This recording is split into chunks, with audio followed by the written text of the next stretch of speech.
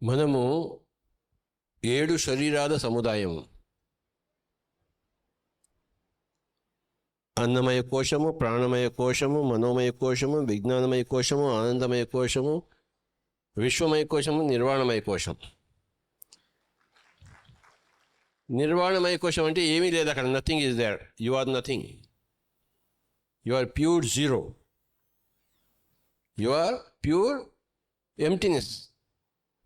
నువ్వు ఒక మహాశూన్యం. నిర్వాణం అంటే శూన్యం కావడం. సో నిర్వాణమయ కోశం అంటే మొత్తం అంతా శూన్యమే. అక్కడి నుంచి కథ ప్రారంభమవుతుంది. అంతా శూన్యం అంటే zero. Zero is equal to infinity. Infinity అనేది విశ్వమయ కోశం. You are everything. మీరు ఏమీ కాదు అన్నది నిర్వాణమయ కోశము. మీరే అంతా అన్నది విశ్వమయ కోశం. ఒక్కసారి అందరు చెప్పండి.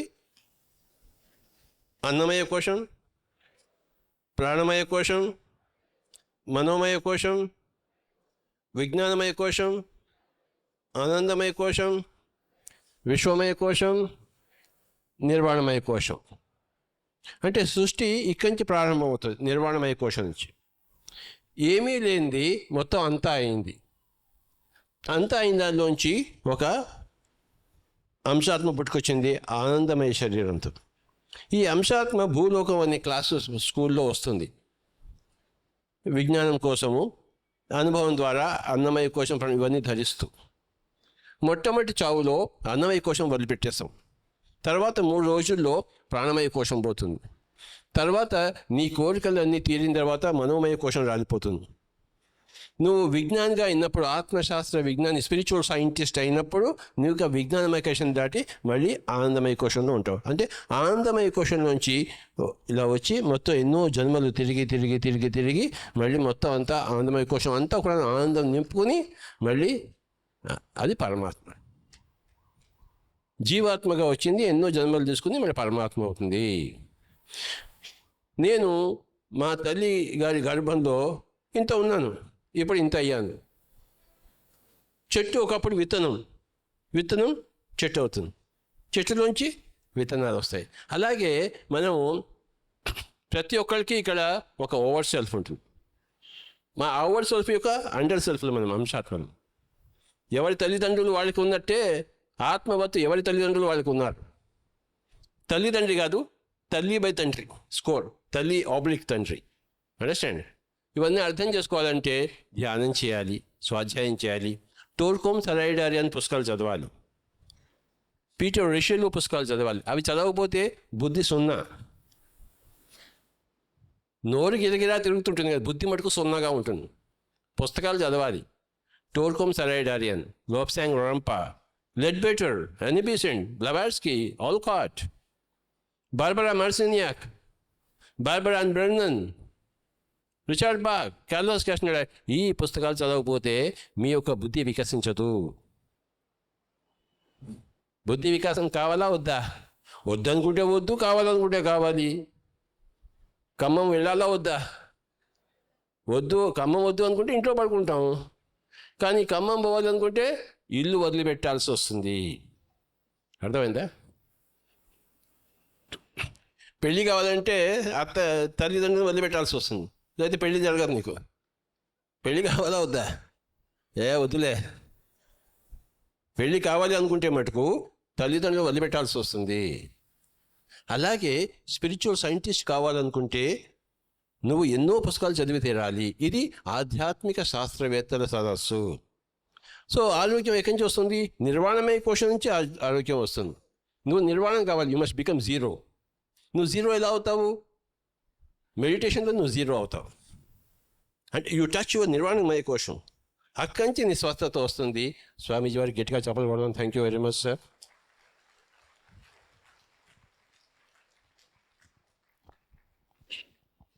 డాక్టర్ బలరాం ప్రతాప్ గారు, గ్రేట్ మాస్టర్. మొత్తం వెస్ట్ గోదావరి జిల్లా అంతా కూడాను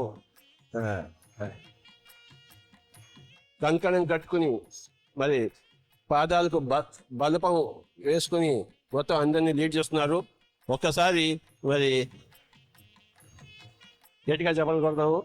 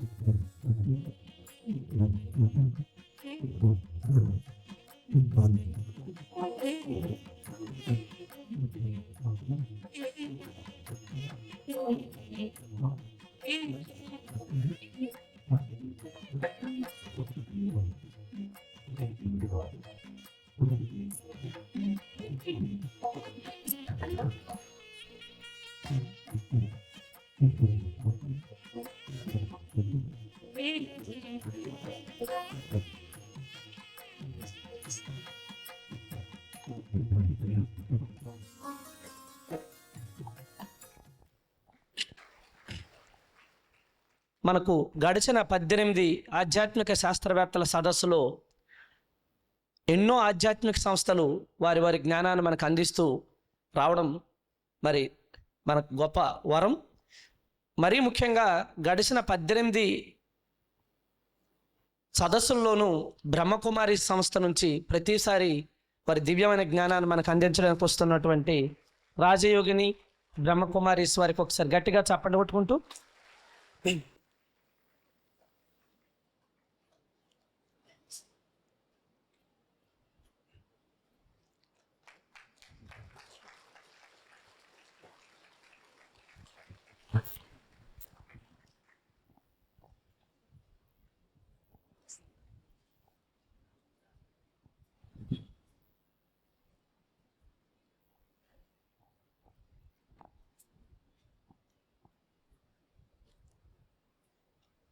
ఓం శాంతి.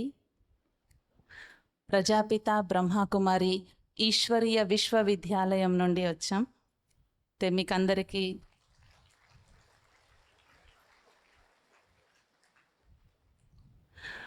మొట్టమొదటగా సర్వశక్తివంతుడు పరమాత్మకు, వేదికను అలంకరించిన గౌరవనీయులైన ఆత్మిక సోదరులు పత్రిజీ గారికి, సభికులందరికీ శుభాభినందనలు. ఈ సంస్థ గురించి కొంతమందికి తెలిసే ఉండొచ్చు. ప్రజాపిత బ్రహ్మకుమారి ఈశ్వరీయ విశ్వవిద్యాలయం ఇదొక ఆధ్యాత్మిక సంస్థ. ఈ సంస్థ మౌంట్ అబూ రాజస్థాన్లో ఉంది. దీని ముఖ్య కేంద్రం. ఈ సంస్థ 1937లో స్థాపించబడింది. కేవలం ఆధ్యాత్మికతనే కాకుండా ఈ రోజుల్లో ప్రతి ఒక్కరూ ఏదో ఒక రకమైన అసంతృప్తి, ఏదో ఒక రకమైన అశాంతికి లోనవుతున్నారు. కాబట్టి సమాజంలో ఉన్నటువంటి అన్ని రకాల వర్గాల వారికి ఈ సంస్థ వైపు నుండి సహయోగం చేయాలనేటువంటి ఆతృతతో అనేక వర్గాలుగా విభజించబడి ఈ సంస్థ సేవలు అందిస్తుంది. మెడికల్, మీడియా, అడ్మినిస్ట్రేటర్స్, ఇలా రకరకాల వింగ్స్, 20 వింగ్స్ ద్వారా ఈ సంస్థ సేవలు అందిస్తుంది. ఆధ్యాత్మిక సేవ, దాంతోపాటు నైతిక విలువల జాగృతి, దాంతోపాటు ఆంతరికమైన సంతృప్తి, సంతోషం పొందడం కోసం రాజయోగా, మెడిటేషన్, ఇలా ఉచితమైనటువంటి అనేక శిక్షణల ద్వారా ఈ సంస్థ అందరికీ అందుబాటులో ఉంది. మన ఖమ్మం పట్టణంలో కూడా రామాలయం స్ట్రీట్లో ఉంది. ఈరోజు మనకిచ్చినటువంటి టాపిక్ మనోవికాసం మరియు నైతిక విలువలు. భగవంతుడు మనకి ఇచ్చినటువంటి ఒక గొప్ప వరం. ప్రకృతిలో ఎన్నో రకాలైనటువంటి శక్తులు ఉన్నాయి. కరెంట్ ఇదొక పవర్. మనం నేల మీద కూర్చున్నాం, గురుత్వాకర్షణ శక్తి ఉంది. కానీ అన్నిటికంటే గొప్ప వరం, గొప్ప శక్తి మనిషిలోనే పెట్టి పంపించాడు. అదేం శక్తి? సంకల్ప శక్తి. ఈ సంకల్ప శక్తి మనలోనే ఉంది. దాన్ని మనం గుర్తించాలి. అయితే మనోవికాసం కోసం మొట్టమొదట మనకు కావాల్సింది పాజిటివ్ థింకింగ్. ఎంత మనం పాజిటివ్గా ఆలోచిస్తే అంత మనస్సు వికసిస్తుంది. అయితే ఈ పాజిటివ్ థింకింగ్ అంటే దీనికోసం ఏదో పెద్ద పెద్ద ప్రయత్నాలు చేయాల్సిన అవసరం లేదు. మనం ఉన్న చోట్లోనే, మనం ఉన్న స్థానంలోనే, ఇంట్లోనే, కార్యవ్యవహారంలో అన్ని పనులు చేసుకుంటూనే దీన్ని ప్రారంభించవచ్చు ఈ క్షణం నుండే. అయితే నెగటివ్ అంటే ఈర్ష, ద్వేషం, క్రోధం, ప్రతీకారం, కక్ష లోపల నుండి చాలా రగిలిపోతూ ఉంటారు కదా. దీని ద్వారా మన చుట్టూ నెగటివ్ వైబ్రేషన్స్ అనేవి వ్యాపిస్తాయి. పాజిటివ్ వైబ్రేషన్స్ ఎవరిలో అయితే ఉంటాయో, ప్రేమ, వాత్సల్యం, స్నేహం, నిస్వార్థ భావన, సేవా తత్పరత, ఇవి ఎవరిలో అయితే ఉంటాయో వారి చుట్టూ పాజిటివ్ వైబ్రేషన్స్ వ్యాపిస్తూ ఉంటాయి. ఎవరిలో అయితే పాజిటివ్ వైబ్రేషన్స్ ఉంటాయో, పాజిటివ్ థింకింగ్ అలవాటు ఉంటుందో అలాంటి వారు వాళ్ళ సంకల్పాలను నియంత్రించగలుగుతారు. సంకల్పాల స్పీడ్ దేంతో మనం కొలవలేం. గాలి కంటే, శబ్దం కంటే, కాంతి కంటే చాలా వేగంగా ప్రయాణించేవి సంకల్పాలు. ఇక్కడున్నాం, అమెరికా అనగానే మనస్సు అక్కడికి క్షణంలో 10వ వంతులో వెళ్ళిపోయింది. అలాంటి మనస్సు, స్పీడ్గా పరుగులెత్తే మనస్సుని మనం కంట్రోల్ చేయాలంటే దానికి ఆధారం కేవలం శుద్ధ సంకల్పాల శక్తి. అయితే శుద్ధ సంకల్పాల శక్తి ఏదైతే ఉందో అది మనలో ఉంది. ఇక్కడ ఉన్న వాళ్ళందరూ కూడా పాజిటివ్గా ఆలోచించే వాళ్ళే. ప్రతి ఒక్కరిలో మంచిని చూడగలిగే శక్తి ఉంది. మనం గులాబీ పువ్వును చూస్తే కింద ఉన్నటువంటి ముళ్ళును చూసి ఎప్పుడు అసహ్యించుకోము, పైనున్న పువ్వును చూసి సంతోషిస్తాం. పౌర్ణమి రోజు చంద్రుడిని చూస్తే ఆ చంద్రుడిలో ఉన్న నల్ల మచ్చను చూసి ఎవరు ఏ రకమైనటువంటి అసహ్యాన్ని ప్రదర్శించరు, చాలా సంతోషాన్ని ప్రదర్శిస్తారు. అంటే ప్రకృతిలో ఉన్నటువంటి విషయాలను చూస్తూనే మనం సంతోషపడుతున్నాం. అలాంటిది ఈ ప్రకృతిలో ఉన్న ఇంతమంది మనుష్యుల్లో ఏ ఒక్క విశేషత, ఏ ఒక్క ప్రత్యేకత లేకుండా భగవంతుడు పంపించాడు. కాబట్టి ప్రతి ఒక్కరిలో, ప్రతి సందర్భంలో, ప్రతి సిచ్యువేషన్లో మనం మంచిని ఆస్వాదించడం నేర్చుకోవాలి. ఉంది మంచి, దాన్ని ఆస్వాదించడం మనం నేర్చుకోవాలి. ఈ మనస్సు చాలా స్పీడ్గా వెళ్తుంది, దాన్ని మనం అణిచేస్తాం. మనస్సును అణిచేయడం ఎలాంటిదంటే స్ప్రింగ్ను అణిచేస్తే ఎలా ఉంటుంది, దాని మీద కాన్సన్ట్రేట్ చేసినంత వరకే అణిచిపెట్టగలుగుతాం. ఒకవేళ ఆ స్ప్రింగ్ మీద నుండి ధ్యాస ఇంకోవైపుకు మరలితే ఆ స్ప్రింగ్ మన చేతికి రాదు. మనస్సుని అణిచేసినంత వరకు మాత్రమే కంట్రోల్ చేస్తాం. కానీ మనస్సు నుండి, మనపై నుండి ధ్యాస వేరే వైపు వెళ్ళింది అంటే మళ్ళీ మనస్సును కంట్రోల్ చేయలేం. కాబట్టి మనస్సును అణచడం కంటే అలాగని మనస్సును శూన్యం చేయాల్సిన అవసరం కూడా లేదు. ఎందుకంటే మనస్సు సంకల్పాల శక్తితో కూడుకొని ఉంది. శక్తిని ఎప్పుడూ వృధాగా పోనివద్దు. శక్తిని ఎంత ఉపయోగించుకుంటే అంత మనకి లాభాన్ని చేకూరుస్తుంది. ఒకవేళ ఏదైనా పనికొచ్చే వస్తువే ఉందనుకోండి, దాన్ని మనం ఉపయోగించకుండా అలాగే వదిలేస్తే కొంతకాలానికి నిరుపయోగంగా అలాగే పడిపోతుంది. కాబట్టి దాన్ని ఉపయోగించాలి, ఉపయోగించి లాభాన్ని పొందాలి. మనస్సులో ఉన్న ఈ సంకల్ప శక్తిని ఎంతైతే మనం పాజిటివ్ వే వైపు ఛానలైజ్ చేస్తామో అంత అది మనకే ఎన్నో రెట్లుగా ఉపయోగపడుతుంది. కాబట్టి ఇప్పుడు మనం చేయాల్సింది మనస్సుని ఒక సద్వినియోగం చేసుకునే ఉద్దేశంతో ఒక మంచి దిశ వైపు మరల్చడం, ఛానలైజ్ చేయడం, పాజిటివ్ వైపు మరల్చడం, ఇది మనం చేయాల్సిన బాధ్యత. దీనికోసం ఎవరికి వాళ్ళు కొంత సమయమైనా తన కోసం తనే కేటాయించాలి. రోజు మొత్తంలో ఎన్నో విషయాలు, ఎన్నో పనులు లిస్ట్ పెట్టుకుంటాం. కానీ మన కోసం మనం ఎంతసేపు టైం తీస్తున్నాం?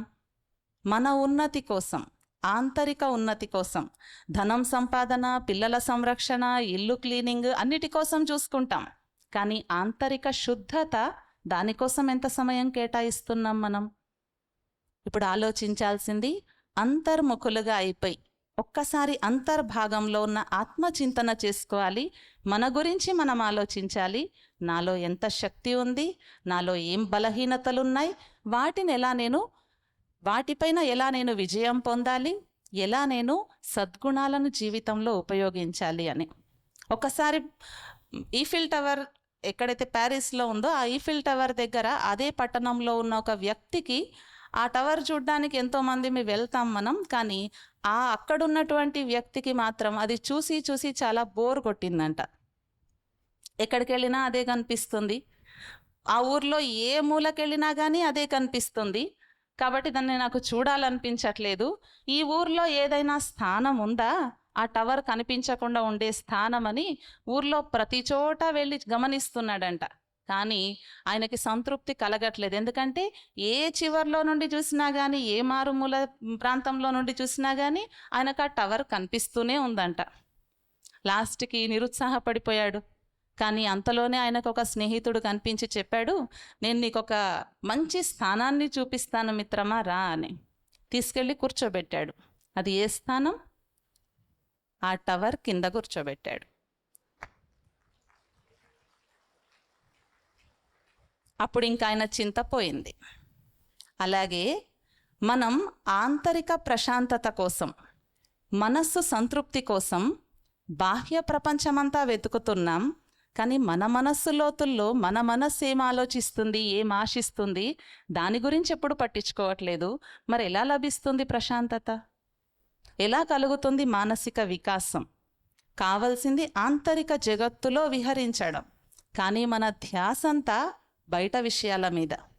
కాబట్టి కొంతసేపైనా రోజుకి ఒక 10 నిమిషాలు, ఒక పావు గంట మన గురించి మనం అనలైజ్ చేసుకున్నప్పుడు మనం జీవితంలో చాలా సంతృప్తిని పొందగలుగుతాం.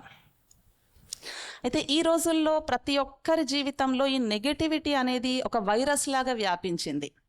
కంప్యూటర్లో వైరస్కి అయితే ఏదో ఒకటి ఉంది, కానీ మనస్సుల్లో పెరిగే వైరస్కి, శరీరానికి వచ్చే జబ్బుకి కూడా వైరస్ వస్తే వైరల్ ఫీవర్ అంటారు. అలా ఏదొచ్చినా కానీ దానికి మందు ఉంది. కానీ ఏ డాక్టర్ దగ్గర, ఏ వైద్య శాస్త్రంలో మనస్సుకి మందు లేదు. ఎందుకంటే ఆ మందు మన దగ్గరే ఉంది. పెద్ద పెద్ద ప్రశ్నలకి, పెద్ద పెద్ద సమస్యలకి చిన్న చిన్న సమాధానాలే ఆధారం అవుతాయి. మనం దాని గురించి చాలా ఊహించుకుంటాం, కానీ చిన్న చిన్న చిట్కాలు పనిచేస్తాయి. ఒకసారి సౌత్ కొరియన్ గవర్నమెంట్ ఒక నది పైన బ్రిడ్జ్ కట్టింది. చాలా బాగా బ్రిడ్జ్ నిర్మాణం జరిగింది, కోట్ల వ్యయంతో. తీరా అది మొత్తం నిర్మించిన తర్వాత ఏమైందంటే, ఆ కన్స్ట్రక్షన్లో పాల్గొన్నటువంటి ఒక వ్యక్తి ఆ నదిలో దూకేసి ఆత్మహత్య చేసుకున్నాడు. ఆ అంతటితోటి అది ఆగిపోలేదు. ఆయన ఆత్మహత్య చేసుకున్న తర్వాత ఇంకా అలా కొందరు, ఒక వారం తర్వాత ఒకరు, మళ్ళీ 2-3 రోజుల తర్వాత ఒకరు, అలా ఎవరికి ఏ సమస్య వచ్చినా ఆ నది, ఆ బ్రిడ్జ్ పైకి రావడం, ఆ నదిలో దూకేసేయడం, ఆత్మహత్య చేసుకోవడం. తీరా అది లాస్ట్కి వచ్చేసరికి ఏమైపోయింది అంటే, ఆ బ్రిడ్జ్, మ్యాపో బ్రిడ్జ్, దాన్ని డెత్ బ్రిడ్జ్ అనడం మొదలుపెట్టారు. ఎందుకంటే ఆ బ్రిడ్జ్ దగ్గరికి రాగానే అందరి ఆలోచనలు మృత్యువుకి సమీపంగా వచ్చేవన్నమాట. అందరికి అలా అనిపించేది లోపల, నేను సూసైడ్ చేసుకుంటే. ఆఖరికి కార్లో వెళ్తున్నటువంటి వ్యక్తులు కూడా వాళ్ళు ఆ బ్రిడ్జ్ దిగే లోపల వాళ్ళకు అనిపించేదంట, నిన్న అపార్ట్మెంట్ వెళ్ళాక పైనుండి దూకేస్తే. అలా సంకల్పాలన్నీ నెగటివ్గా క్రియేట్ అవుతున్నాయి. ఇది రియల్గా జరిగినటువంటి విషయం. నెట్లో చూస్తే దీని గురించి పూర్తి సమాచారం ఉంటుంది. అయితే అక్కడ గవర్నమెంట్కి చాలా చింత పట్టుకుంది. ఎలా, దీనికి పరిష్కారం ఏంటి? మననే ఎవరైనా సలహా అడిగితే మనం ఏం చెప్తాం సలహా? మరి అక్కడ చాలామందిని సలహాలు అడిగారు. కొందరు అన్నారంట, ఆ బ్రిడ్జ్ పక్కనే కొన్ని వల, అంటే చాలా పెద్ద నెట్ పెట్టేసేయండి, దూకితే ఆ నెట్లో పడిపోతారని. కొందరు అన్నారంట, మళ్ళీ పక్క నుండి ఒక పెద్ద గోడ కట్టేసేయండి, ఆ గోడ ఉంటే ఇంకా నీళ్లు కనిపించవు, దూకలేరు కదా అని. కానీ ఇవన్నీ చాలా వ్యయ ప్రయాసలతో కూడుకున్నటువంటి విషయాలు. కానీ గవర్నమెంట్ ఓటమి అంగీకరించలేదన్నమాట. చాలామంది సైకాలజిస్టుల దగ్గరికి వెళ్ళి ప్రయత్నాలు చేసి చివరికి పరిష్కారం కనుక్కున్నారు. చిన్న చిట్కా ఏంటంటే, మంచి మంచి స్లోగన్స్ పెట్టాలి అని. ఇంకా ఆ సైడ్స్కి మంచి మంచి స్లోగన్స్ పెట్టారు. అది కూడా అందరికీ అర్థమయ్యే భాషలో, చిన్న చిన్నవి. బాగున్నారా, మీ ప్రయాణం చాలా బాగుంటుంది, మీరు మీ ఇంటికి సురక్షితంగా చేరుకుంటారు, మీ ఇంట్లో మీ పరివారం అంతా చాలా ప్రేమతో మీకోసం, మీ రాక కోసం ఎదురు చూస్తూ ఉన్నారు, మీ భవిష్యత్తు ముందు ముందు చాలా ఉజ్వలంగా ఉంటుంది, మీరు అనుకున్న లక్ష్యాలు తప్పనిసరిగా సాధిస్తారు. ఇలాంటి చిన్న చిన్న కొటేషన్స్ లాంటివి పెట్టారనమాట. మరి చదువు రాని వాళ్ళకి దానికి కూడా ఉపాయం ఆలోచించి దానికి అనుగుణంగా ఉండేలాగా మంచి మంచి చిత్రాలు పెట్టేశారు. అది చూసి అవి చూస్తూ చూస్తూ ముందుకు నడుస్తూ వాళ్ళకొచ్చే నెగటివ్ థాట్స్ని డైవర్ట్ చేయడం స్టార్ట్ చేశారన్నమాట.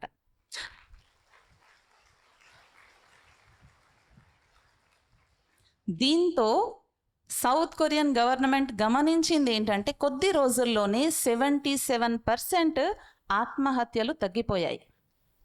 కేవలం చిన్న పరిష్కారం. ఎంత పెద్ద సమస్య, దేశాన్నే పట్టి పీడించిన సమస్య చిన్న చిట్కాతో పోయింది. అయితే మన జీవితంలో కూడా రకరకాలు ఉంటాయి, కానీ వాటిని కూడా మన మనస్సులో ఉన్నటువంటి సంకల్పాలు, సందిగ్ధాలు ఏవైతే ఉన్నాయో వాటిని మళ్ళీ మనమే సరిదిద్దుకోవచ్చు. ఆ అవకాశం ఉంది. మనకు వచ్చే ప్రాబ్లమ్స్ అన్నీ ఎక్కడి నుండి వస్తాయి? చాలా వరకు ఏమనుకుంటామంటే వీళ్ళు ఇలా ఉండకూడదు, వాళ్ళు అలా చేయకూడదు, అది అలా బాలేదు, ఇది ఇలా బాలేదు. ప్రతిదాన్ని కరెక్ట్ చేయడం అది మన బాధ్యతగా స్వీకరిస్తాం. కానీ అవసరమా? అది మనం చేయగలుగుతామా? మార్పు ఉన్నదాన్ని ఉన్నట్టుగా యాక్సెప్ట్ చేయడం నేర్చుకోవాలి.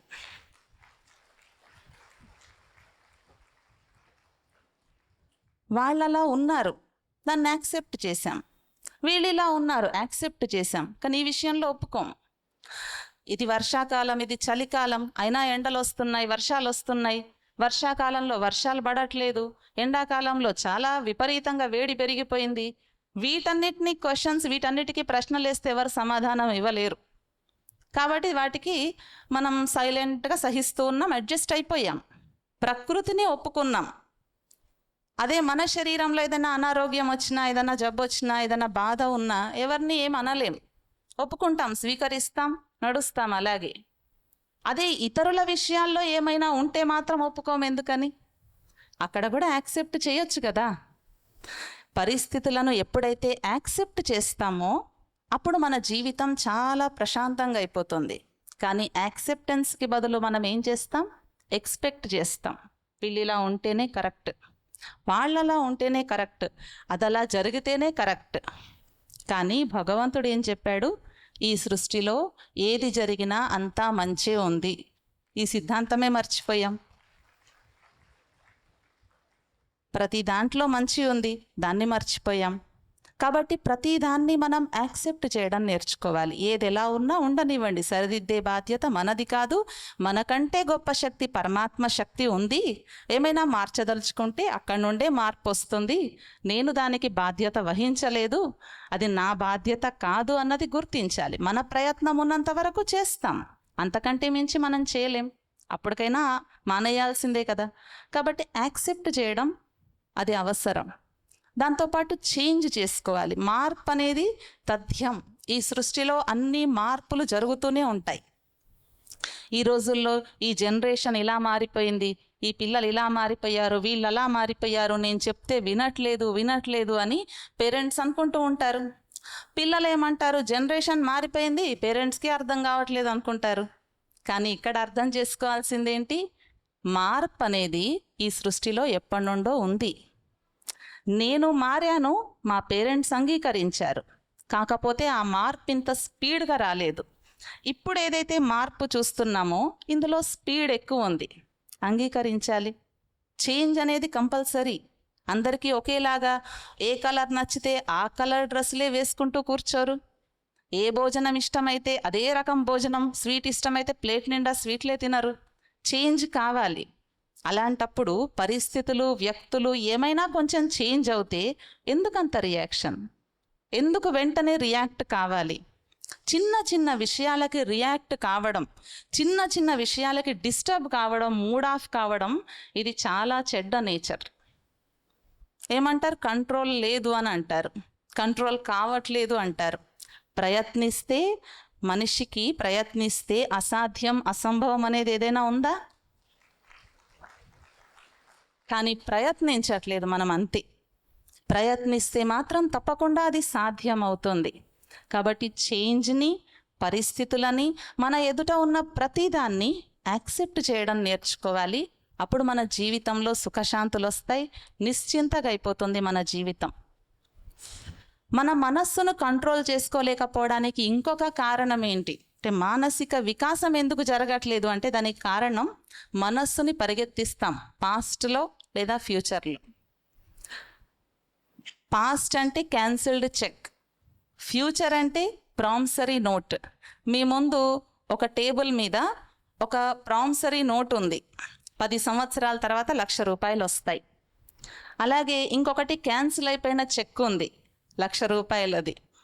మధ్యలో 1,00,000 రూపాయల రెడీ క్యాష్ ఉంది, నెట్ క్యాష్. మీరంతా ఏది తీసుకుంటారు? తెలుసు అందరికీ, ఇప్పుడు క్యాష్ కావాలి. అలాగే మరి పాస్ట్ అంటే క్యాన్సిల్ అయిపోయిన చెక్, భవిష్యత్ అనేది ప్రామిసరీ నోట్. అది వస్తుందో రాదో, అవుతుందో లేదో ఎవరికి తెలియదు, మిస్టరీ. ఒకటి హిస్టరీ, ఒకటి మిస్టరీ. మరి ఇంకొకటి వర్తమానం, ఇది ప్రజెంట్. ప్రజెంట్ అంటే ప్రజెంటేషన్, గాడ్స్ గిఫ్ట్. భగవంతుడు మనకిచ్చిన వరం ప్రజెంట్. కానీ ఈ క్షణాన్ని మనం ఎంజాయ్ చేయలేకపోతున్నాం. భవిష్యత్తు గురించి మంచి మంచి కలలు కంటున్నాం. అది ఎలా సాధ్యం? ఈరోజు పెట్టే విత్తనమే సరిగ్గా లేదు, రేపొచ్చే ఫలాలు చాలా బాగుండాలి అంటే ఎలా సాధ్యం? కాబట్టి వర్తమానంలో నేర్చుకోవాలి. దీనికి కారణాలు వెతకండి. ప్రతిదాన్ని, ప్రతి క్షణాన్ని ఎంజాయ్ చేయడం నేర్చుకోవాలి.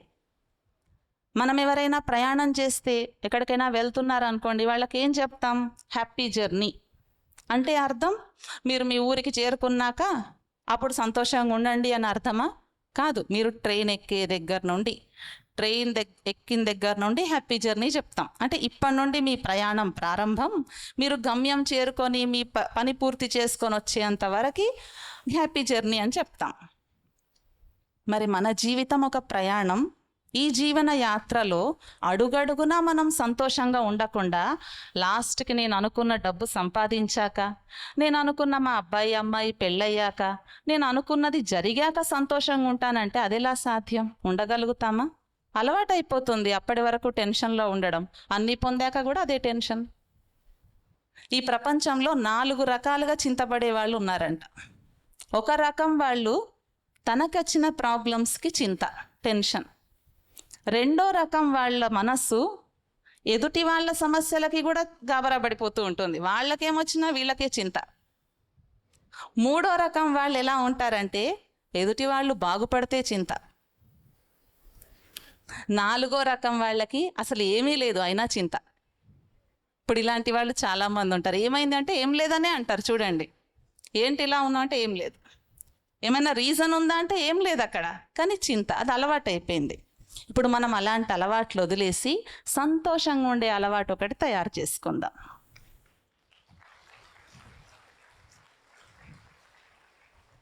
ఇంటికి వచ్చిన వాళ్ళకి టిఫిన్లు పెట్టాలంటే ఖర్చు, ఒక చిరునవ్వుకి ఏం ఖర్చు? కాబట్టి ఈ సంతోషంతో మన జీవితం అంతా ఆనందమయంగా మారిపోతుంది. జీవితంలో ఒక సిద్ధాంతం ఏర్పరచుకోవాలి. చాలామంది అంటారు కదా, ఎవరెస్ట్ ఎక్కాలని కోరిక, ఏదైనా గొప్పది సాధించాలని కోరిక అని చెప్తూ ఉంటారు లక్ష్యం. మనలోనే గనక ఎవరికైనా ధైర్యం ఉంటే ఒక సంకల్పం చేద్దాం. ఈ రోజు నుండి, ఈ క్షణం నుండి నా ఎదుట హిమాలయ పర్వతం లాంటి పరిస్థితి వచ్చినా, సముద్రం లాంటి ఏదైనా ప్రమాదం ముంచుకొచ్చినా కానీ నా ముఖంలో చిరునవ్వు వాడదు. ఈ సంకల్పం చేస్తే చాలా ధైర్యం ఉన్నట్టే. మన ధైర్యం ఇలాంటి వాటిల్లో ఉపయోగించాలి. ఎదుటి వాళ్లను 4 మాటలు అనడంలో, పొట్లాడడంలో, వాటిల్లో ఎందుకు? మన ధైర్యం మన మార్పులో, మన జీవితం యొక్క ఆనందంలో, మన జీవిత పరివర్తనలో ఉపయోగిస్తే సార్థకం అవుతుంది జన్మ. కాబట్టి మన జీవితంలో పాస్ట్ గురించి, ఫ్యూచర్ గురించి ఆలోచించాల్సిన అవసరం లేదు. పాస్ట్ ఏదైతే ఉందో అది 70% మనిషి పాస్ట్లోనే గడుపుతాడంట. 20% ఆలోచనలన్నీ ఫ్యూచర్ గురించే. ఇక మిగిలిన 10% ఆలోచనలే వర్తమానం గురించి. అంటే మనకున్న బ్రెయిన్ పవర్ని, మనకున్న సంకల్ప శక్తిని 10% మాత్రమే ఉపయోగిస్తున్నాం, అయినా ఇంత ముందుకెళ్తున్నాం. అదే 90% మనం వర్తమానంలోనే జీవిస్తూ మన శక్తిని ఉపయోగిస్తే మనం ఎందుకు సఫలత పొందాం, ఎందుకు విజయం పొందాం? మన దగ్గర ఉన్న శక్తిని వర్తమానం వైపు మళ్ళించాలి. దాని తర్వాత మన జీవితంలో అప్పుడప్పుడు విమర్శకులు ఎదురవుతారు. మన గురించి ఎప్పుడు కరెక్షన్ చేసేవాళ్ళు మన చుట్టుపక్కలే ఉంటారు. అది మనకి నచ్చదు. దాంతో కొంతసేపు మనస్సు అంతా పాడైపోతుంది. వాళ్ళు నన్ను అలా అన్నారు, వీళ్ళు నన్ను అలా అన్నారు, కాబట్టి నేను ఇలా ఉన్నాను. ఒక్కసారి ఆలోచిద్దాం, మన మనస్సుకు యజమాని మనమా, ఇతరులా? అలాంటప్పుడు ఇతరులన్న మాటలను దానికి అనుగుణంగా మన మనస్సును మార్చుకోవడం అదేమంత పెద్ద వివేకం? వాళ్ళు చెప్పినట్టేది మనం వినాలనుకోవట్లేదు, వాళ్ళు చెప్పినట్టు నడుచుకోవాలనుకోవట్లేదు, వాళ్ళ గ్రిప్లో వాళ్ళ కంట్రోల్లో ఉండాలనుకోవట్లేదు.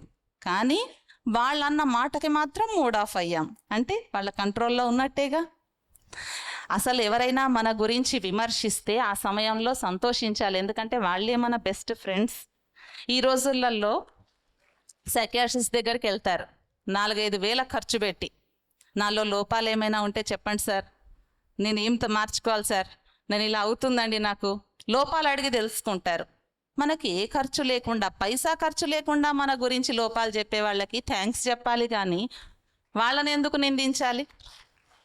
ఎవరైనా ఏదైనా మన గురించి చెప్తే, ఒకవేళ మనం అలా లేమనుకోండి, అప్పుడు మనస్సుకి చెప్పాలి, నా గురించి వాళ్ళకంటే ఎక్కువ నాకు తెలుసు. మన స్వమానం ఏదైతే ఉందో, మన సెల్ఫ్ రెస్పెక్ట్, ఆత్మాభిమానం ఏదైతే ఉందో దాన్ని వదులుకోవద్దు.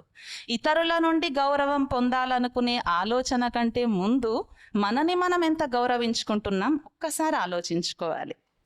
మనందరికీ తెలుసు, రావణుని సభలో హనుమాన్ వెళ్ళాడు. ఆయనకి ఎంత అవమానం జరిగింది, కనీసం కూర్చోవడానికి సీటు కూడా ఇవ్వలేదు, ఆసనం ఇవ్వలేదు. ఏం చేశాడు హనుమాన్? తన తోకనే ఆసనంగా చేసుకొని, సింహాసనంగా చేసుకొని కూర్చున్నారు. ఎవరో మనకి రెస్పెక్ట్ ఇస్తేనే మనం అర్హత ఉన్నవాళ్ళం, లేకపోతే కాదనుకోవడం మన గురించి మనం తెలుసుకోకపోవడమే.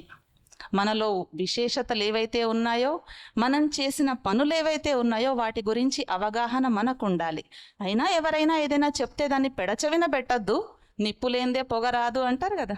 అలాగే ఏదో చిన్న మిస్టేక్ అయి ఉంటుంది, మిస్అండర్స్టాండింగ్ కూడా అయి ఉంటుంది, కాబట్టి ఇంకోసారి దృష్టిలో పెట్టుకుంటామండి అని చెప్పడంలో తప్పేం లేదు, అవమానం ఏం కాదు. కాబట్టి ఎవరు ఏమన్నా కానీ ఒకటి గుర్తుంచుకోవాలి, నా పాత్ర ఈ సృష్టి జగన్నాటకంలో విశేషమైన పాత్ర, ప్రత్యేకమైన పాత్ర. నేను ఎవరితో కంపేర్ చేసుకోవాల్సిన అవసరం లేదు, ఎవరికంటే నేను తక్కువ కాదు. అంటే దీంట్లో అహంకారం రాకూడదు, సుపీరియారిటీ వద్దు, ఇన్ఫీరియారిటీ వద్దు. ఒక్కోసారి వస్తే అహంకారం, ఒక్కోసారి వస్తే హీన భావన, ఏం చేయలేననే ఫీలింగ్. ఈ రెండూ ప్రమాదమే. మనమేంటో మనం యథార్థంగా గుర్తించినప్పుడే మనం జీవితంలో ముందుకెళ్ళగలుగుతాం. కాబట్టి ఎవరైనా ఏదైనా మనకి సలహా ఇస్తే సవినయంగా స్వీకరించాలి, దాన్ని దృష్టిలో పెట్టుకొని ముందలా నడవాలి, అలా జరగకుండా చూసుకోవాలి. ఒకవేళ మన ద్వారా తప్పు జరగలేదు అంటే దాని గురించి ఆలోచించే అవసరమే లేదు, ఇంకా దాన్నే మనసులో పెట్టుకోవాల్సిన అవసరం లేదు. మన పాత్ర మనం గుర్తించాలి. ఈ ప్రపంచంలో ఎప్పుడూ ఎవరితో కంపేర్ చేసుకోవద్దు. కంపేర్ చేసుకోవడం వల్లనే ఈ రోజులలో మనసంతా పాడైపోతుంది. మనస్సు సంకుచితంగా మారడానికి కారణం కంపారిజన్. సంకుచితంగా అయిపోతుంది, విశాలమైన మనస్సు ఉండదు. కాబట్టి ఇప్పుడు మన మనస్సుని సంకుచిత భావాల నుండి బయటికి తీయాలి. ఈ ప్రపంచంలో మనం చూస్తాం కదా, అక్కడక్కడ మ్యూజియంలలో కొందరి గోర్లు, కొందరి వెంట్రుకలు, కొందరి డ్రెస్సులు అవన్నీ అలా పెడతారన్నమాట. ఎందుకంటే అలాంటి గోర్లు, అలాంటి వెంట్రుకలు, అంటే ఒక వ్యక్తికి ఉన్నటువంటి చేతి గోర్లు, తల వెంట్రుకలు మళ్ళీ ఈ సృష్టిలో ఎప్పుడు కనిపించవు. ఈ వేలుముద్ర కూడా అందుకే, మన వేలుముద్ర ఇంకొకరితో కలవదు. అలాంటప్పుడు మన జీవితమే ఇంకొకరితో కంపేర్ చేసుకోవడం అది కరెక్ట్ కాదు కదా. కాబట్టి మనం ఎవరితో కంపేర్ చేసుకోవాల్సిన అవసరం లేదు. మన పాత్ర విశేషమైన పాత్ర, అందరి పాత్ర కూడా అలాగే విశేషమైన పాత్ర. దీన్ని మనం గుర్తించి ఆ రకంగా ముందుకెళ్తే మన మనస్సు విశాలమవుతుంది, మనస్సు పుష్పంలాగా వికసిస్తుంది. ఏ సమస్య, ఏ టెన్షన్స్ వచ్చినా ఈ రోజులలో ఒక అలవాటు అయిపోయింది. సబార్డినేట్ గనక బాస్ ద్వారా తిట్లు పడితే ఏం చేస్తాడు? ఆయన కంటే పక్కన ఎవరైతే ఉంటారో ఆయన కింది వాళ్ళ దగ్గరికి వెళ్ళో 4 చివాట్లు వేయడం, మళ్ళీ ఆయన ఇంటికి వెళ్తాడు, వాళ్ళ భార్యను చివాట్లేయడం, వాళ్ళ పిల్లల్ని కొప్పడం, ఆ పిల్లలు వాళ్ళ ఇంట్లో పెంపుడు కుక్కను కొప్పడం, కొట్టడం, అలా ఏదో ఒకటి. ఒకరి టెన్షన్, ఒకరి బాధ, ఒకరికున్న చిరాకు ఇంకొకరి మీద రుద్దేయడం అలవాటైపోయింది. కానీ ఇది కరెక్ట్ విధానమేనా? దీనివల్ల మన మనస్సు శాంతిస్తుందా? మనం ఇతరుల ద్వారా ఏదైతే పొందామో అదే మళ్ళీ ఇంకొకరికి అందిస్తున్నాం. ఇది మనస్సును కుదుటపరుచుకునే విధానం అయితే కాదు. ఒకసారి ఒక చోట అద్దెకుంటున్నారు, ఒకరు చాలా సంవత్సరాలైంది అద్దెకుంటున్నారు. అద్దె పెంచమంటే పెంచరు, ఖాళీ చేయమంటే చెయ్యరు. పైన ఉండేది ఓనర్స్, కింద ఉండేది అద్దెంటి వాళ్ళు. అయితే ఓనర్ వచ్చి చెప్పాడు, ఇంకా విసుగెత్తింది, ఎన్ని రోజులు చెప్పాలి అద్దె పెంచమని, ఖాళీ చేయమని. కాబట్టి ఈసారి స్ట్రిక్ట్ వార్నింగ్ అన్నమాట. లాస్ట్ వార్నింగ్ ఏంటంటే రేపు ఉదయం 9 వరకు, ఇప్పుడు రాత్రి 7 వచ్చి చెప్తున్నాడు, రేపు ఉదయం 9 వరకు మీరు గనక ఈ ఇల్లు ఖాళీ చేయకపోతే లేదా అద్దె పెంచకపోతే చూడండి ఏం జరుగుద్దో, మీరు ఊహించండి జరుగుద్ది అంతే చెప్పేసి వెళ్ళిపోయాడు. అప్పుడు అద్దెకున్న వ్యక్తికి నిజంగానే భయం వేసింది. ఆయన ఇంట్లో అటు ఇటు తిరుగుతున్నాడు. వాళ్ళ అమ్మాయి చూసింది, ఏమైంది డాడీ, ఏమైంది అంటే, ఏం లేదమ్మా, ఇలా వచ్చి చెప్పి వెళ్ళాడు, అందుకే ఆలోచిస్తున్నా, నా మనసు ఇంకా కంట్రోల్ కావట్లేదు, ఏం చేయాలో అర్థం కావట్లేదు అని. తర్వాత కొంతసేపటికి వాళ్ళ అమ్మాయి అన్నది, డాడీ నేను ఒకసారి అంకుల్తో వెళ్ళి మాట్లాడొస్తాను అని. అంటే నువ్వు చెప్తే కాదు, భగవంతుడు దిగొచ్చి చెప్పినా వినడు ఇప్పుడు, మరి ఏం చెయ్యాలి అని అంటే, నేను వెళ్ళి మాట్లాడొస్తానని 1 నిమిషం అలా వెళ్ళి వచ్చేస్తుంది అన్నమాట. చెప్తుంది వాళ్ళ డాడీతో, డాడీ నేను చెప్పేశాను, అయిపోయింది, ఇంకేం టెన్షన్ పడవద్దు, ఇంకా అయిపోయింది అని చెప్తుంది. ఏం చెప్పావు అక్కడికి వెళ్ళి? ఆ అంకుల్కి ఏం చెప్పావు, ఆయన ఒప్పుకున్నాడా అని ప్రశ్నల వర్షం కురిపిస్తుంటాడు తండ్రి. ఆ అమ్మాయి చెప్తుంది, డాడీ నేను చెప్పేశాను అంకుల్, మేము రేపు ఉదయం 9 గంటల వరకు అద్దె పెంచము, ఖాళీ చెయ్యం, ఏం చేసుకుంటారో చేసుకోండి అని. ఇప్పుడు పైన వ్యక్తి అటు ఇటు తిరుగుతున్నాడు. మనం చేసే పనుల వల్ల మన టెన్షన్ తగ్గిందేమో కొద్దిసేపు, కానీ ఇంకో రకంగా మళ్ళీ రావచ్చు మన జీవితంలో. కాబట్టి మనకున్న బరువు బాధ్యతలు నిస్సంకోచంగా ఎవరికి అప్పగించవచ్చు? నిస్వార్థంగా, నిస్సంకోచంగా మన కోసం ఎవరైతే కష్టపడుతున్నారో, అదృశ్యంగా మన కోసం తన శక్తిని వినియోగిస్తున్నారో ఆ భగవంతుడికి ఇవ్వచ్చు. భగవంతుడికి అప్పగించండి, క్షణంలో తేలికైపోతారు. అక్కడ మహాభారతం యుద్ధం జరుగుతున్నప్పుడు అర్జునుడు రథంలో కూర్చున్నాడు, సారథి కృష్ణుడు. మామూలుగా ఇక్కడ కార్లో డ్రైవర్ ఉన్నారనుకోండి, ఏం చేస్తారు, డోర్ ఓపెన్ చేస్తారు, తర్వాత యజమాని దిగుతాడు. అలాగే రథంలో కూడా ఫస్ట్ కృష్ణుడు దిగి తర్వాత అర్జునుడికి చెయ్యి అందించేవాడు. అలా అలవాటైపోయింది యుద్ధం సమయంలో. ఒకరోజు భీష్ముడితో యుద్ధం జరిగింది, ఫస్ట్ డే. యుద్ధం జరిగినప్పుడు బయటికి వచ్చేసారి, యుద్ధం అయిపోయింది. ఆ తర్వాత కృష్ణుడు అన్నాడు, అర్జున రథం దిగు. అప్పటికే కొంచెం అహంకారం పెరిగిపోయింది. అర్జునుడు అన్నాడు, ముందు మీరు దిగాలి కదా, మీరు దిగి నాకు చెయ్యి అందిస్తే కదా నేను దిగేది. కొంచెం పెరిగిపోయింది అన్నమాట అహంకారం. కొంచెం గట్టిగానే చెప్పాడు, మందలించాడు దిగు అని. అప్పుడు దిగిపోయాడు అర్జునుడు. ఆ తర్వాత కృష్ణుడు ఒకేసారి ఆ రథం నుండి జంప్ చేసి దూరంగా వచ్చాడు. ఆ వచ్చిన వెంటనే క్షణంలో ఆ రథం పేలిపోయిందన్నమాట. అప్పుడు అర్జునుడు ఆశ్చర్యపోయి చూశాడు, ఏంటిది అని. అప్పుడు చెప్పాడు, ఇంతసేపు భీష్ముడిని అస్త్రశస్త్రాలతో నేను ఓడించాను అనుకున్నావా? ఆయన వేసిన అస్త్రాలన్నీ నా కాళ్ళ కింద పట్టేసి ఉంచాను. ఒకవేళ అవి గనక నిజంగానే పేలిపోతే ఇప్పటికి నువ్వు నేను ఉండేవాళ్ళం కాదు అని అలా కాళ్ళ కింద అణిచిపెట్టేశాను అని చెప్పిన తర్వాత అప్పుడు జ్ఞానోదయమైంది. ఎవరు నా తోడున్నారు, ఎవరు నన్ను రక్షిస్తున్నారు, నేను చేసేదేంటి, చేయించేవారు ఎవరు అని. అలాగే ఒక్కొక్కసారి మనం కూడా అభిమానంలోకి వచ్చేస్తాం, అన్నీ నేనే చేస్తున్నానని. మన వెనకుండి చేయించే శక్తి, పరం శక్తి, పరమాత్మ శక్తి ఉంది. ఆ శక్తి మనకి ఉపయోగపడుతుంది. ఆ శక్తిని ఎప్పుడు మర్చిపోవద్దు. మనకి ఏదున్నా కానీ నిస్సంకోచంగా అప్పగించేయచ్చు. బాధ్యత అంతా అతడికి అప్పగించవచ్చు.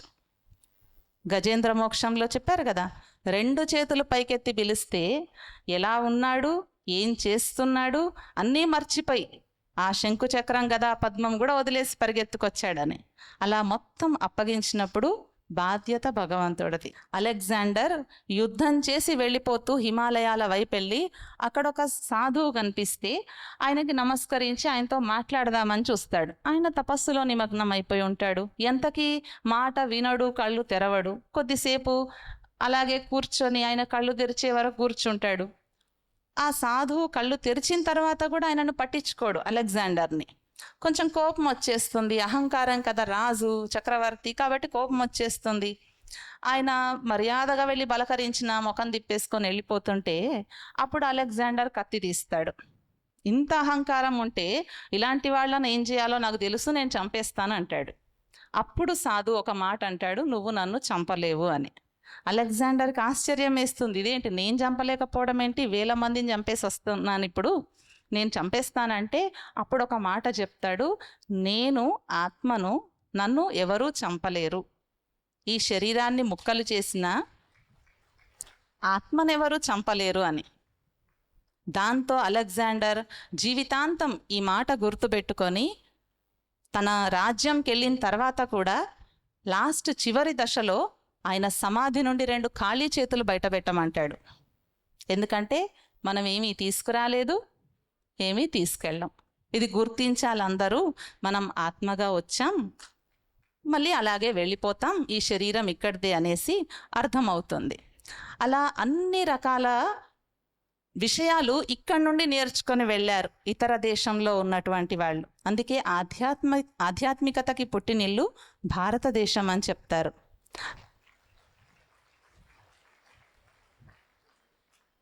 ఈ భారతదేశంలో మనం ఉన్నాం. ఆధ్యాత్మికత అంటే వేరే ఏదో కాదు, ఆత్మలో ఉన్నటువంటి సద్గుణాల పరిచయం తెలియాలి. ఇప్పుడు ఆత్మలో సద్గుణాలు ఉన్నాయి. సద్గుణ్ అంటే 7 గుణ్, 7 గుణాలు: శాంతి, సుఖం, ప్రేమ, సంతోషం, శక్తి, పవిత్రత, జ్ఞానం. ఈ సద్గుణాలు 7 గుణ్, 7 గుణాలు ప్రతి ఒక్కరికి అవసరం. ఇవి లేకపోతే మనిషి నేను బ్రతకలేననే అంటాడు. ఈ గుణాలకి కనెక్ట్ అయిన గుణాలు చాలా ఉన్నాయి. ఇప్పుడు నైతిక విలువలన్నా సద్గుణాలన్నా ఒకటే. మనిషి జీవితంలో గుణాలు చాలా అవసరం. గుణాలు లేకపోతే మనిషికి విలువ లేదు. ఎంత ధనమున్నా, ఎంత చదువు ఉన్నా గుణాలే మనిషికి ఆభరణం. రుచి లేని వంట, శుచి లేని ఇల్లు, వాసన లేనటువంటి పూలు ఎవరైనా ఇష్టపడతారా?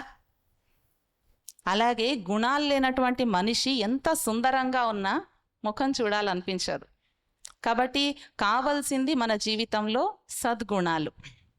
ఈ సద్గుణ సంపద మన జీవితానికి ఆభరణం.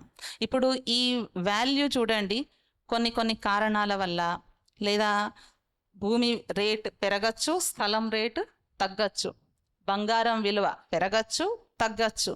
కానీ ఈ ప్రపంచంలో చిరస్థాయిగా నిలిచిపోయేది సదా ఒకే రకంగా విలువ కలిగినవి విలువలు, నైతిక విలువలు, సద్గుణాలు. మనం వేసుకున్న డ్రెస్ విలువ మనకు తెలుసు, మనం వేసుకునే ప్రతి వస్తువు విలువ మనకు తెలుసు. కానీ మన జీవితానికి ఆధారమైన సద్గుణాల యొక్క విలువ అది మనకి తెలియదు. అది మనం తెలుసుకోవాలి. మన జీవితంలో ఎంత గుణాలు ఉంటే అంత ఆత్మవిశ్వాసం మనకు ఉంటుంది. మన జీవితంలో ఎంత నిజాయితీ, ఎంత సత్యత, అలా ఎన్ని మంచి గుణాలు ఉంటే అంత మనం ధైర్యంగా ముందడుగు వేయగలుగుతాం. కాబట్టి మన జీవితంలో ఈ సద్గుణాలు చాలా అవసరం. ఇవి ఒక బ్రిడ్జ్ లాగా పనిచేస్తాయి. ఎలా అయితే 2 ఇటుకలు కలపాలంటే సిమెంట్ అవసరం, 2 చెక్క ముక్కలను కలపాలంటే ఫెవికాల్ పెట్టేస్తాం. కానీ ఒక మనిషి ఇంకొక మనిషి మధ్య సత్సంబంధాలు ఏర్పడాలంటే గుణాలే ఆధారం.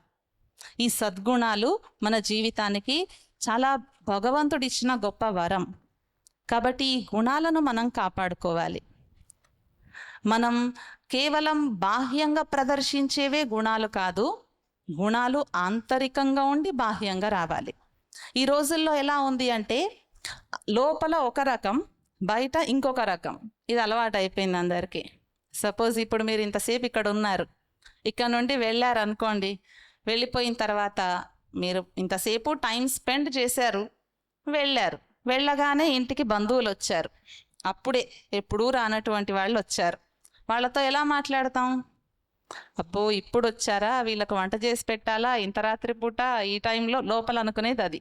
బయటికి మాత్రం రండి రండి రండి, చాలా రోజుల తర్వాత వచ్చారు, ఈరోజు ఇక్కడే ఉండాలి, 4 రోజుల వరకు వెళ్ళేదే లేదు, మాతో పాటే భోజనం చెయ్యాలి, చాలా కాలమైంది కలిసి, మీ గురించే అనుకుంటున్నాం పైకిది. అయితే మన మనసులో ఏమనుకుంటున్నామో బయటి వాళ్ళకి ఏం తెలియదు. కానీ ఈ లోపల ఏదైతే ఉందో ఈ సంకల్పాలు, ఇవి ఒక ఎనర్జీ.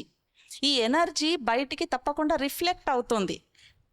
ఒకసారి మేము బాంబేలో ఒక బస్సు ఎక్కామన్నమాట. అక్కడ వేరే వ్యక్తి అప్పటి వరకు బస్సు స్టార్ట్ అయ్యే వరకు అక్కడే అటు ఇటు తిరుగుతూ ఉన్నాడు. బస్సు స్టార్ట్ అయ్యే టైంకి ఆ క్షణంలో స్పీడ్గా అక్కడ పేపర్లు అమ్మే వ్యక్తి దగ్గరకు వచ్చేసి ఒక పేపర్ తీసుకొని 5 రూపాయలు చేతిలో పెట్టి బస్సు ఎక్కేసాడు హడావుడిగా. ఆయనతో పాటే ప్రయాణించే ఇంకో ప్యాసింజర్ వాళ్ళ ఫ్రెండ్ అడిగాడు అనమాట, ఏంటయ్యా ఇప్పటిదాకా ఖాళీగానే ఉన్నావు కదా, ఇటు అటు తిరుగుతూ, అప్పటి నుండి పేపర్ తీసుకోవచ్చు కదా, ఇప్పుడేంటి ఇంత హడావుడిగా ఇలా తీసుకోవడం ఇదేంటి అని అంటే, అసలు రహస్యం నీకేం తెలుసు, నా దగ్గర ఎప్పటి నుండో పాత చిరిగిపోయిన 5 రూపాయల నోటు ఉంది, కాబట్టి ఆ నోటు ఇలా ఇచ్చేస్తే నాకు పేపర్ వచ్చేసింది, ఆ నోటు నా దగ్గర నుండి వెళ్ళిపోయింది. మామూలుగా ముందే ఇచ్చేస్తే చూసుకొని మళ్ళీ నన్ను అడుగుతాడు కదా, అందుకని అంతసేపు వెయిట్ చేసి ఇచ్చేశాను అని ఇద్దరు సంతోషంగా నవ్వుకుంటూ వాళ్ళు చేసిన పనికి వాళ్ళే పొంగిపోయారు. ఒక 2 minutes 3 minutes తర్వాత ఆ పేపర్ ఓపెన్ చేశాడు. చేస్తే అది 2 రోజుల క్రితం పేపర్.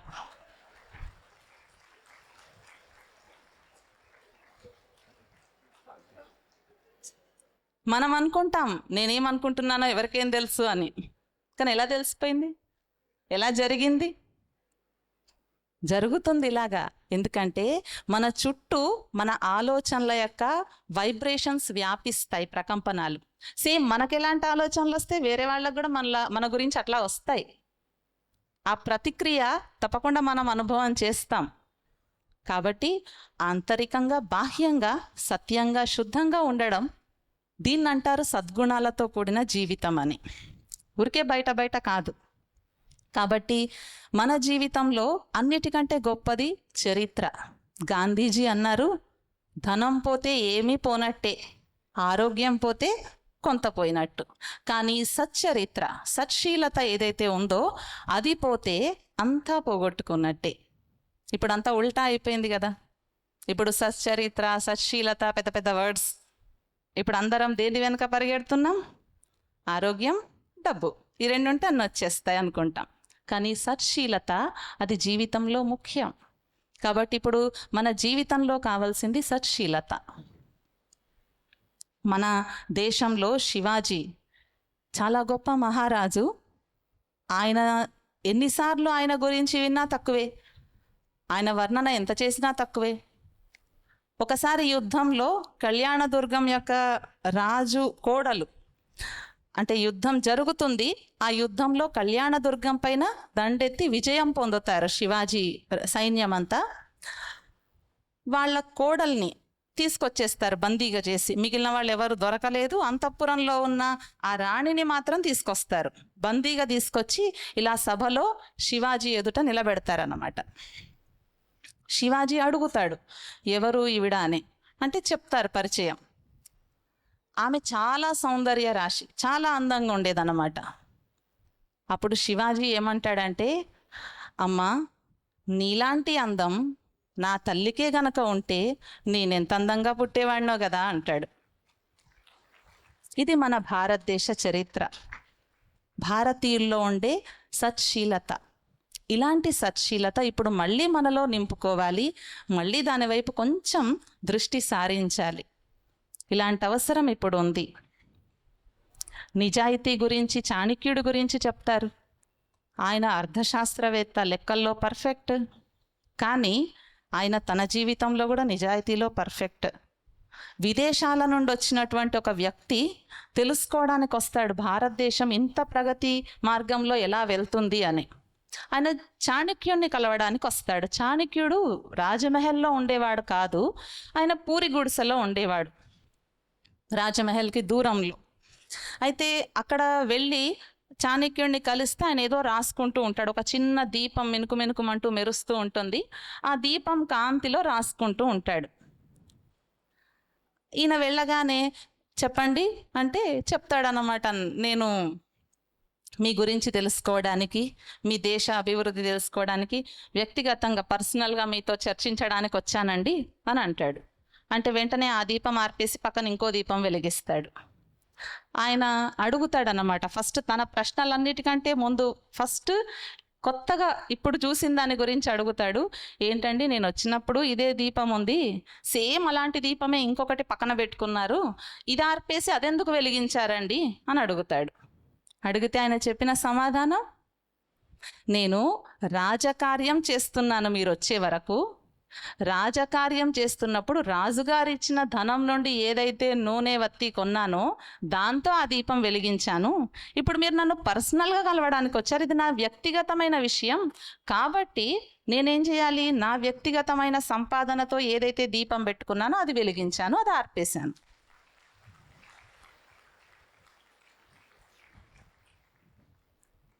ఆయన ఇంకా వేరే ప్రశ్నలు ఏమీ వేయడు, వెళ్ళిపోయాడు. నాకు అర్థమైంది మీ దేశం ఎందుకు ఇంత అభివృద్ధి చెందింది అనేసి. అలా మన దేశంలో ఎంతోమంది ఉన్నారు మహనీయులు. గాంధీజీ గురించి వింటాం. ఒకసారి ఇలాగే ఫారినర్ వచ్చాడు, అడిగాడు అన్నమాట, గాంధీజీని కలవడానికి వచ్చాను. ఆశ్రమంకి వస్తాడు, గాంధీజీని కలవడానికి వచ్చామండి, గాంధీజీని ఉన్నారా అని అంటే అక్కడ ఒక వ్యక్తి అంట్లు తోముతూ ఉంటాడు. ఆయన అడుగుతాడు, అడిగితే చెప్పండి అంటే, గాంధీజీ కావాలి అంటే మంచిది చెప్పండి అంటాడు. కొద్దిసేపు చూస్తాడు, మళ్ళీ కొద్దిసేపు అయ్యాక ఆ వ్యక్తి మేకలకి దానా వేస్తుంటాడు. ఇంకా అలసట వచ్చేస్తుంది. నేను చాలా దూరం నుండి వచ్చానండి, దయచేసి గాంధీజీ ఉన్నారా అండి, నేను కలవాలండి అని అంటే చెప్పండి అంటాడు.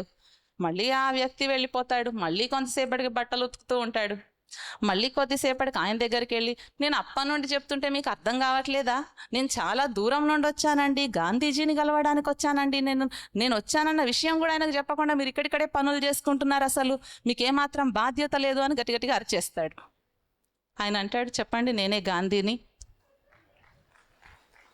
ఇది మనం ఈ మధ్య కాలంలో చూసినటువంటి జాతిపిత గాంధీజీలో ఉన్న నిరహంకారం. అంటే ఏమాత్రం అహంకారం లేదు, నమ్రతా భావం. ఇవన్నీ ఒక్కొక్క గుణం మనలో కూడా మనం నింపుకోవచ్చు. మన జీవితంలో సద్గుణాలు ఎప్పుడైతే ఉంటాయో అది గార్డెన్ లాగా పనిచేస్తుంది. గార్డెన్ ఎప్పుడైనా తగలబడడం చూసామా? ఏది తగలబడుతుంది? నిప్పు అంటుకునేది అడవి, డ్రైగా ఉంటేనే నిప్పు అంటుకుంటుంది. ఎప్పుడైతే సద్గుణాలు అనేటువంటి సుగంధభరితమైన పుష్పాలు మన జీవితంలో ఒక్కొక్కటి మనం నింపుకుంటామో అప్పుడు మన జీవితం ఉద్యానవనం. లేకపోతే అదే మన జీవితం డ్రై అడవిలాగా మారిపోతుంది. ఒకరికొకరు కలవరు, ఒకరితో ఒకరు మాట్లాడరు. ఈ రోజులలో ఒకరితో ఒకరు మాట్లాడకపోవడం అంటే ఒకటి గుర్తొచ్చింది. మామూలుగా ఈ రోజులలో అందరి ఇళ్ళల్లో ఉండేదే కావచ్చు, భార్యాభర్తలు ఒకరితో ఒకరు మాట్లాడుకోరు.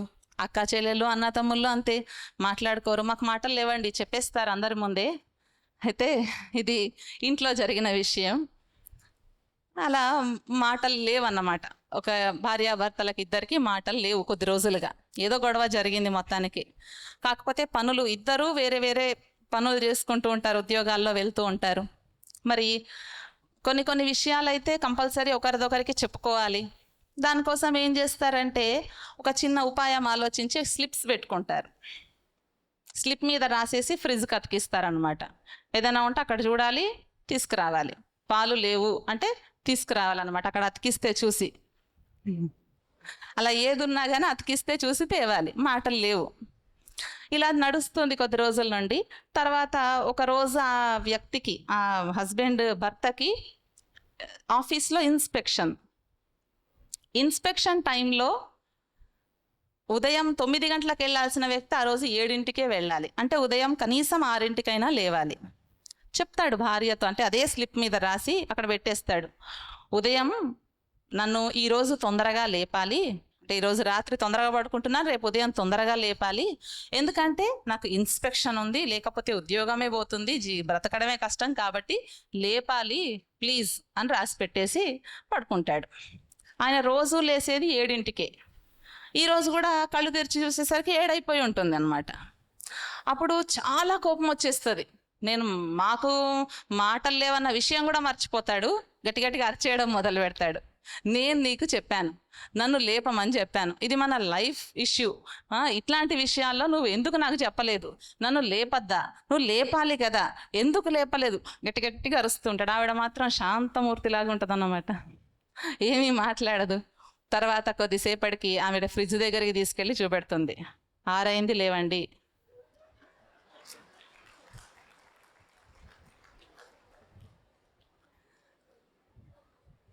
మన మధ్య సంబంధాలు కేవలం గుణాల లోపం వల్ల, అంటే కొంచెం ఓర్చుకోవడం, అంటే కొంచెం సహించడం, కొంత అభిమానాన్ని త్యాగం చేయడం, ఒకసారి సారీ చెప్పడం, ఒకసారి థ్యాంక్స్ అనడం, ఇవి కూడా మనకు బరువు అయిపోయాయి.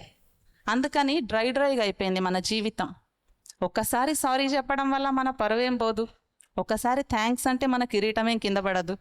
కాబట్టి థ్యాంక్స్ అనొచ్చు, కనీసం సారీ చెప్పొచ్చు, కనీసం ఇతరులకైతే కృతజ్ఞతా భావాన్ని చూపించాలి కదా. కనీసం అలాంటి గుణాలు కూడా ఈరోజు లేవు. మనం నేర్పించడం ఎలా నేర్పిస్తామంటే, మా పిల్లలు చాలా మంచివాళ్ళుగా కావాలి అని అంటాం, గొప్ప వాళ్ళ కథలు చెప్తాం. అదే మన పిల్లవాడు వెళ్ళి స్కూల్లో పెన్సిల్ ఎవరికో ఇచ్చేసి వచ్చాడు, పెన్సిల్ లేని అబ్బాయికి. ఇంటికి రాగానే ఎందుకు ఇచ్చొచ్చావు, ఎందుకు ఇవ్వాలి, ఇప్పటి వరకు చెప్పింది ఏంటి అంటే పరులకు అసహాయులకు సహాయం చేయాలి, సేవాభావం ఉండాలి, అది కథల్లో చెప్పారు. ప్రాక్టికల్గా అబ్బాయి చేస్తే మనమేమంటాం మళ్ళీ, ఎందుకు ఇచ్చావు, ఎందుకు అలా చేసావు, అలా పోగొట్టుకుంటే ఎలా, కన్ఫ్యూజన్. మన జీవితంలో ఎప్పటి వరకైతే చెప్పడం, ఆలోచించడం, చెయ్యడం మూడిట్లల్లో ఏకత రానంత వరకు మన జీవితంలో కన్ఫ్యూజనే ఉంటుంది, ప్రశాంతత ఉండదు. ఏకత రావాల్సింది అందరిలో, కానీ ముందు మనలో కూడా సంకల్పం, మాట, కర్మ, ఈ మూడిటిలో ఎప్పుడైతే ఏకత వస్తుందో అప్పుడు మన జీవితం, మన పరివారం, మొత్తం దేశం కూడా ఐకమత్యంతో ఉండగలుగుతుంది. మన జీవితంలో ఇలాంటి సద్గుణాలను మనం నింపుకోవడానికి ఇంకా సద్గుణాలు ఉన్నాయి. అలాంటి సద్గుణాలను నింపుకోవాలంటే మనకి కొంతైనా కానీ ఆధ్యాత్మికత పట్ల అవగాహన ఉండాలి. మనం ఒక్కొక్కసారి అంటారు కదా, అబద్ధాలు చెప్పొద్దు, కానీ ఏం చేస్తాం, ఫోన్ వస్తే డాడీ లేరని చెప్పేస్తాం. మనం నేర్పించింది ఒకటి, చెప్పేదొకటి, చేసేదొకటి. కాబట్టి దీనివల్ల మన వాల్యూ మనం తగ్గించుకున్న వాళ్ళమే అవుతాం. ఈ రోజులలో త్యాగం అయితే లేదు. ఇంకా త్యాగం చేయడం అంటే మనకు తెలియదు. మనం చొక్కా త్యాగం చేయాల్సిన అవసరం లేదు. గాంధీజీ అయితే చొక్కా త్యాగం చేశాడు దేశం కోసం. మనం దేశం కోసం ఏం త్యాగం చేయట్లేదు, ఇంట్లో వాళ్ళ కోసం ఏం త్యాగం చేయట్లేదు. కాశీకి వెళ్తే వదిలేయాలి, అందరికీ తెలిసిందే. కాశీకి వెళ్తే ఏం వదిలేయాలి, ఏది